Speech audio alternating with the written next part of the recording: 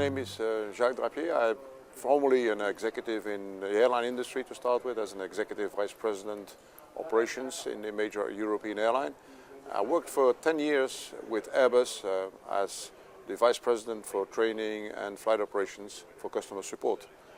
Presently I'm a consultant in the training. I'm a senior training advisor for Airbus, and also for some other companies I advise on major training ideas and new developments.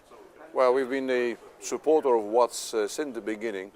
We believe that you have to have a forum to exchange ideas, to bring to discuss the problems of the day in the training industry, and WATS is the most interesting and the biggest event in the world when it comes to airline training, be it pilot training, mechanic training, cabin crew training.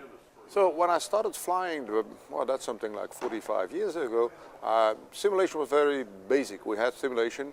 I remember doing my instrument rating training on a Frasca simulator that dated from the 50s. So that was very primitive, but still it had the first touch. My first ratings I did on simulators on a Boeing 737. Now they had a very limited night visual. I still remember having visuals with little cameras moving over a map. Motion was kind of 3 degrees of motion. So that meant that you could do especially procedure training. However, anything that was handling related had to be done on the airplane. So I remember doing on a 737 to be qualified as first officer something like 6 or 7 hours of touch and goes on the airplane, which was costly and quite dangerous actually.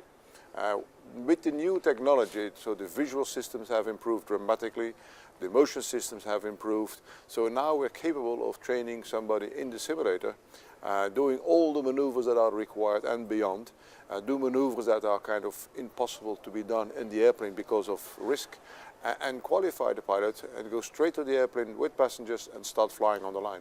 So it has got a tremendous safety impact, positive safety impact, both for the pilot and for the company, and of course it also reduced the cost enormously.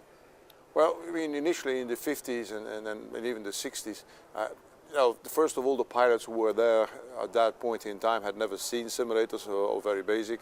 So because the simulation wasn't really too good, some of them resisted it and said, well, it's not like the airplane, so, which was true. It was not perfectly like the airplane, and so they rejected it. The younger generation, like myself, starting in the 70s, we grew up with that simulation already and accepted it as whatever it was, and from there on we build on. And so with the time, pilots more and more accepted the limitations of the simulation, but also saw the benefits of it, being able to do mistakes, to be able to make mistakes, discuss it afterwards and do it again, which kind of is impossible in the airplane, because in an airplane the instructor will not let you do a mistake because the risk of killing anybody or breaking the machine is too big. So when you're going to use a simulator, of course, you buy the simulator and it costs you whatever it costs, is about 9–10 million for a basic simulator. But then you need to have the complete stuff. So you need to have the facilities to host the simulator. You have to have special technicians to run the simulator, and especially, of course, the simulator is a tool. So the tool needs to be maintained and hosted, but then you need people to use the tool, meaning the instructors. So you need to have good programs, because you can't, simulation is perfect in terms of education if it's done well. Now, if you're going to use the simulation in a wrong way, you can start doing negative training. So it's very important that the training syllabi are well prepared, are well thought through, and have been tested by the instructors before they're used on trainees. The instructors need to be standardized. The instructors need to know what are the limitations of the simulation, how far they can go. So it's a dangerous tool as well. So you can, from a mental state, you can really break a pilot in a simulator, or you can build one. So it's very important that the whole environment is well prepared. It's just not a simulator, no, it's a total package that needs to be ready. Well, that was about 10 years ago. I was flying with a other pilot, a trainee pilot, on a Airbus A320 taking off from Malta. And we took off, and as soon as we rotated the airplane, a number of birds got from the runway, hit our engine, and one engine quit.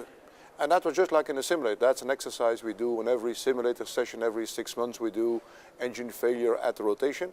So, I mean, we rotated, the engine exploded, and we just did the stuff like in the simulator. It was just like in the simulator. We did all the same things and came back and landed the airplane. It was, for us, it was kind of a non-event because we've done this 100 times. So that's where the training in the simulator kicked in.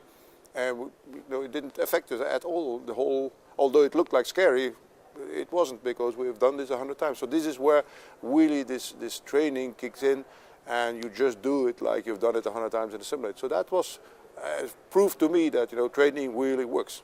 When you start in an industry simulation, of course you need to see, okay, what is the technology available, what is there, and then you need to build scenarios. You need to say, okay, what is the training objective? You always have to start with what do you want to achieve, and build the scenarios and discuss with people. First of all, that they can use help from people who like out of the airplane industry, who can help them build scenarios and use the technology in an efficient manner.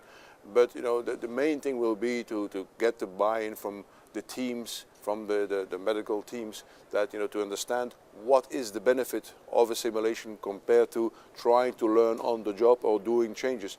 And it's something, it's going to take some time. You need to build up this confidence that this training with simulation really is going to be beneficial for the medical sector, for the patients.